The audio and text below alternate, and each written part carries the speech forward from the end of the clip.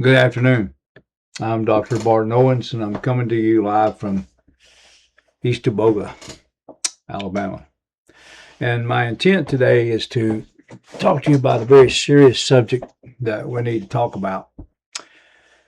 And it's something that has affected my life, and that's suicide.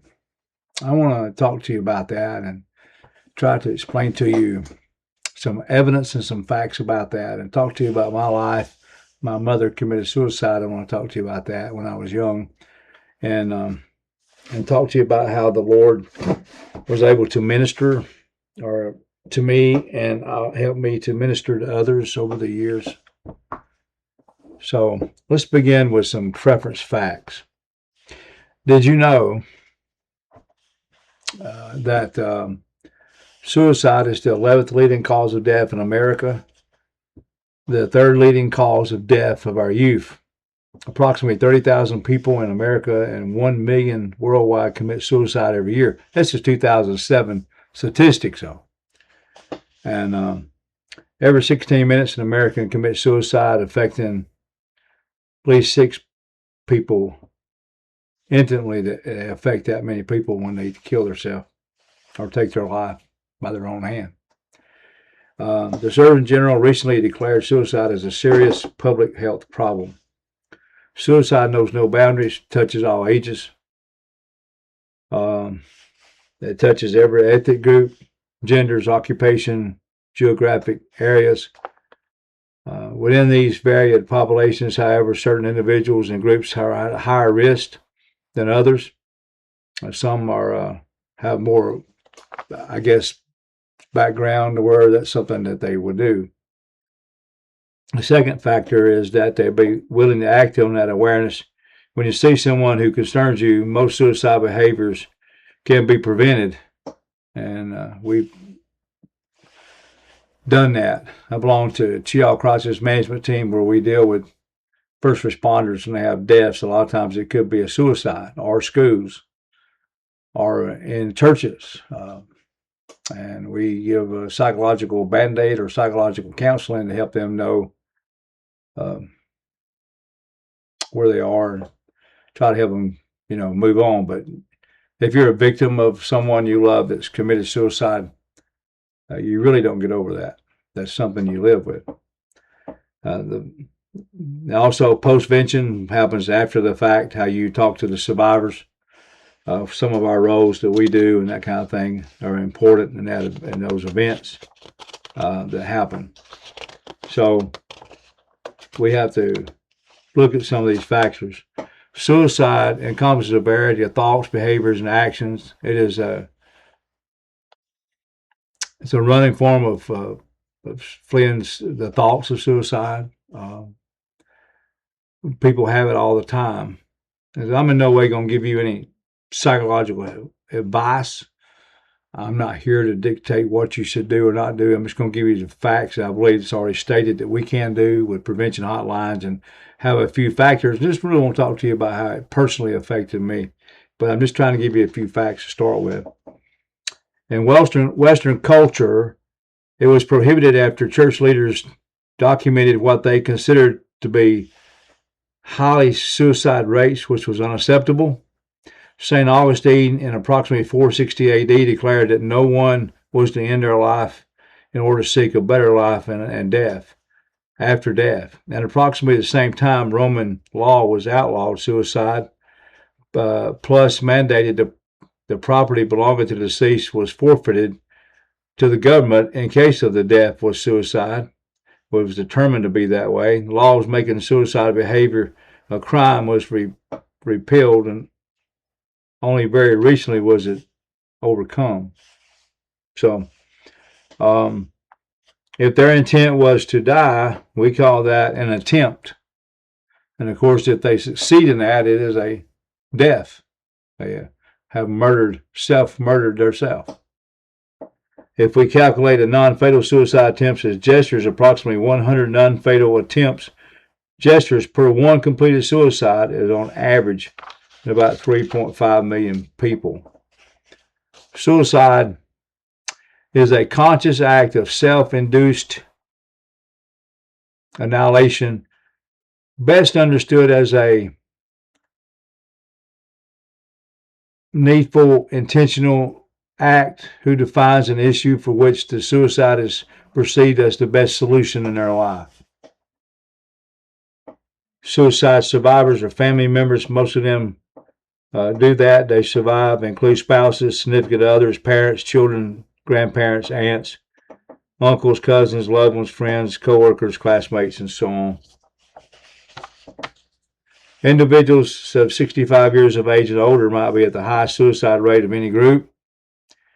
Individuals who are dealing with sexual orientation issues have a high rate of suicide attempts and surgical things they may end up doing to their bodies, trying to manipulate themselves and cut themselves, and all these things lead to different problems, and suicide is an option that they look at as well. But these thoughts do come about, mostly in males, and every age group more likely to complete suicide over females. Males are more apt to do that. They choose more lethal means of doing it.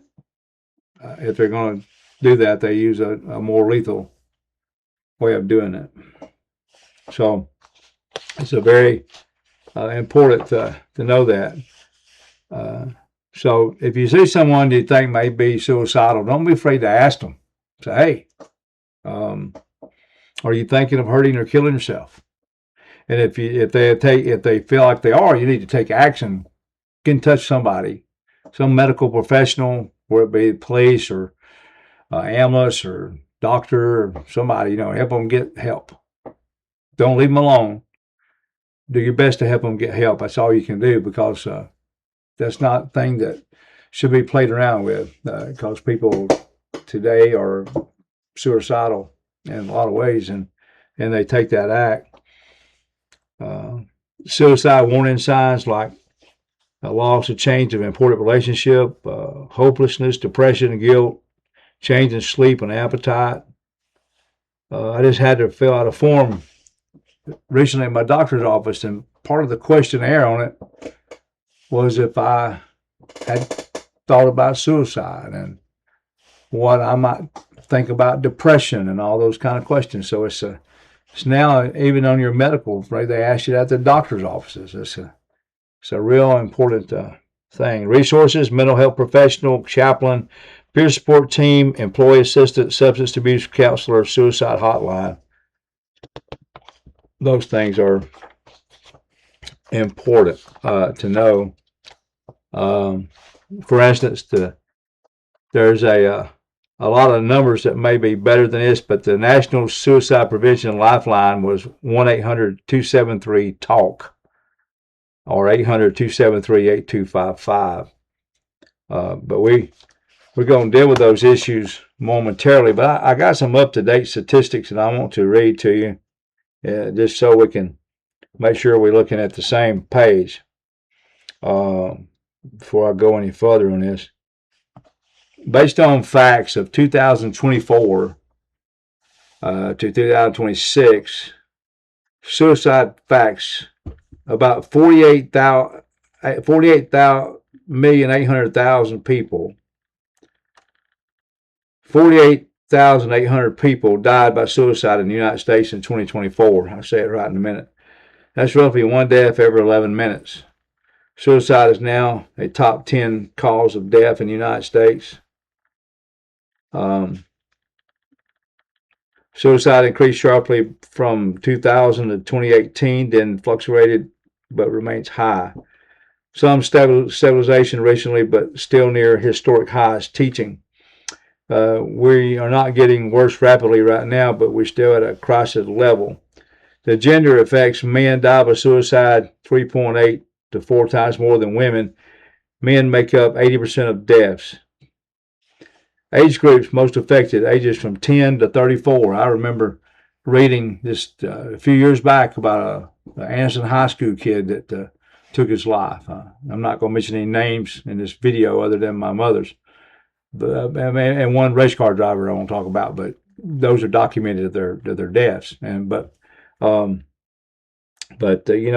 people face a lot of challenges today, and the methods of that, a lot of them choose methods to do that. I'm not going to get into that. That's not my source of my video. I don't want my video to give any ideas about anything as other than these facts that suicide is a real thing, and how it affects us personally is my angle for this. It's not about how they do it or so much of that. I'm not really wanting to go in that angle. But 153 out of every 10,000 ER visits involve suspected suicide attempts. So the suicide rates among youth declined slightly between 2021 and 2024. You can teach these clearly. Depression, mental illness, substance abuse, isolation, loneliness, financial or life stress, chronic pain, illness, access to lethal means, and then there's previous attempts. So the key factors here that save lives is strong relationships, family, church, community. People need to know they're cared about. Taking things in the right necessary to help others. Talking openly about struggles, assess counseling, our support if you need that. Feeling purpose and meaning, crisis intervention hotlines, etc. So in Alabama, the resources could be 988. 988 is Suicide and Crisis Lifeline in the U.S. You can text 988. We're available 24/7. It's the hotline if you need help with suicide. So you might look at this personal connection with my mother, and there are warning signs she gave, and there was prevention opportunities that I wasn't aware of, and so forth and so on like that I seen. Bible-based encouragement. Those things are important. The National Suicide and Crisis Helpline, like I said, is text 988. You can also call 1-800-273-8255-TALK. It still works on routes to 988 system.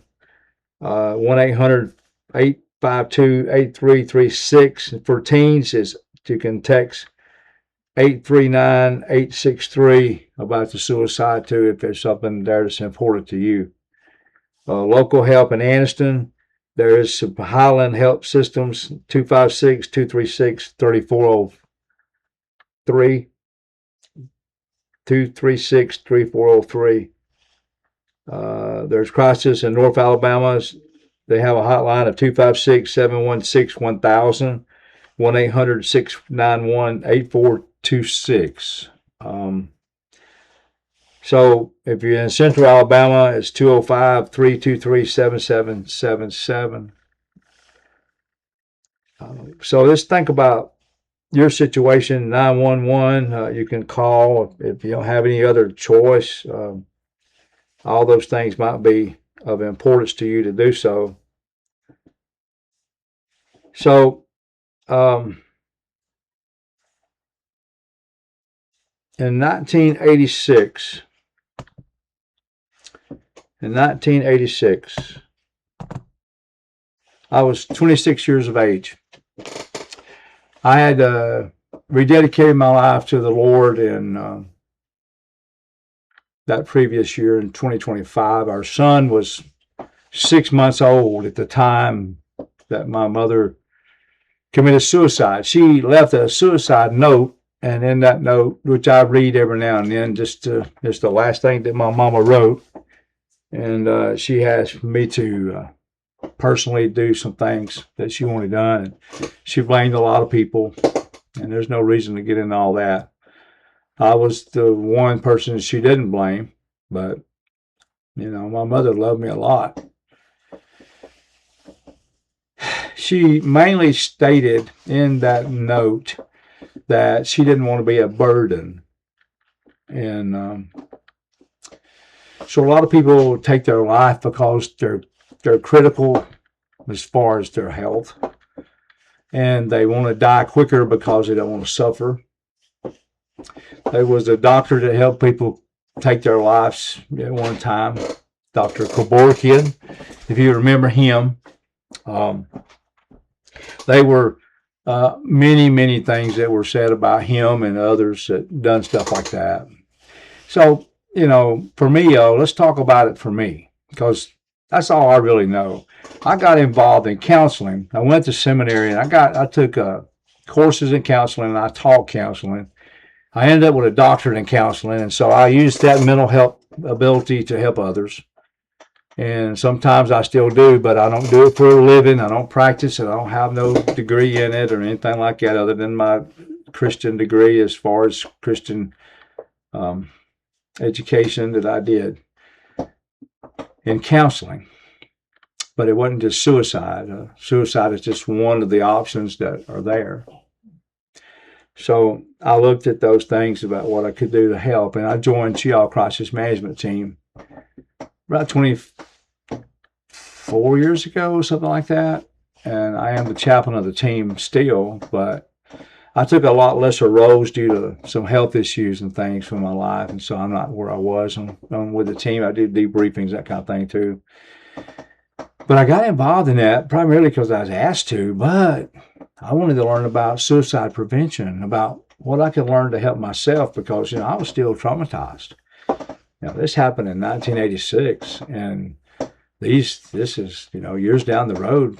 I'm still dealing with it because I felt kind of guilty. See, my mother had 3 light strokes, and those 3 strokes left her not in the right thinking.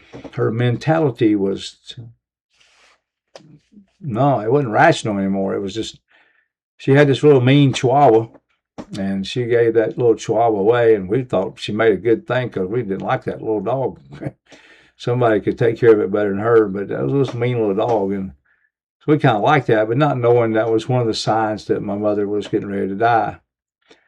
And she ended her life in the middle of the night with carbon monoxide. And so the next day they had called me and told me that I need to talk to my mother, and I couldn't get to the house, and I wanted to see my mother, and of course I couldn't. And my Aunt Gladys lived down the road, and she was able to calm me down a little bit because they wouldn't let me near the house. And I was able to go finally see my mother at the coroner's office where she was, and I realized it was her and that she was passed, and she wasn't suffering anymore with any problems, like that. But I have to live with it. It's really hard to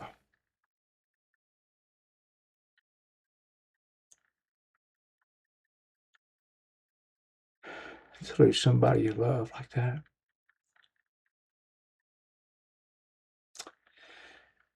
Knowing that there's probably something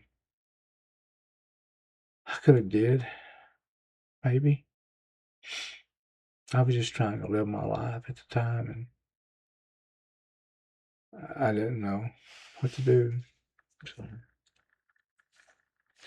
So I got involved in a lot of mental health issues based upon my mental health because I was affected by that. There was a race car driver by the name of Dick Trickle, and the man had an accomplishments of this stuff that was amazing. He was a highly decorated race car driver with multiple stats of what he did in his life. So what happened to him was kind of interesting.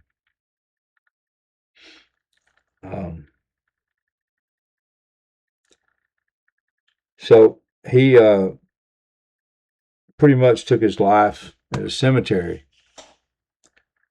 And I'm not going to read it. I was going to read it, but I'm not. I'm just going to tell you I knew him. Because I worked at the racetrack in Talladega Superspeedway for over 20 years as a security chaplain with the security of TSS, and most of your drivers that will come through there, I've met them at one point or another. And Dick stayed at the Holiday Inn in Oxford most of the time, and he was a well-known drinker, and he had chronic back pain from many wrecks he had on the racetrack, and left him in a lot of pain. And he had been to multiple places trying to get help, and nobody could help him with his pain. And so ultimately, one day he took a shotgun and went out to the cemetery close to where he lived, and pretty much took his life. The tragedies are enormous about how this happens with people. And you get to a point of depression where you just don't know what to do. And logically, there's no logic in it anymore. It's just going out the window. All you don't think rational, and all you think about is just getting out of the problem you got, and whatever that is. And so my advice would be to pay close attention to those people that you love, because it's real when depression hits you and you get to a point to where that you don't want to live. Now, a lot of people attempt it and they never succeed. And a lot of people go through the challenges of it. But one of the things I know is the fact that if you do succeed, you're going to be hurting somebody. Somebody's going to suffer through that. Some family member is going to have to live with that, of knowing that you took your life. Or you may be a survivor like me and wondering what to do. I mean, well, what can you do? You certainly can't bring the person back. And so you have to learn to live with that they made a choice. And, I've often thought about how many people we've helped over the years. And one of the churches I pastored had a 16-year-old boy that took a shotgun and blew his heart out. And we dedicated a Sunday school room in memory of him in that church, and honored Michael. But I never met him, but his parents were devastated, and most of the church was traumatized based on that. It was a real sad time for them. Every Christmas, every birthday, every family gathering is a loss of life. And this life is full of tragedies, isn't it? It's full of challenges. It's full of disappointments. And what I've learned is that Jesus loves me all the time. He always loves me. He always will love me. He always will take care of me. If you let him, God wants to help you. I found through prayer is an enormous treasure to have, talking with a God that can help you. And if you don't know the Lord as your Savior, then you don't have that resource, And that's the main resource that knows me better than anybody else. That God gives me comfort.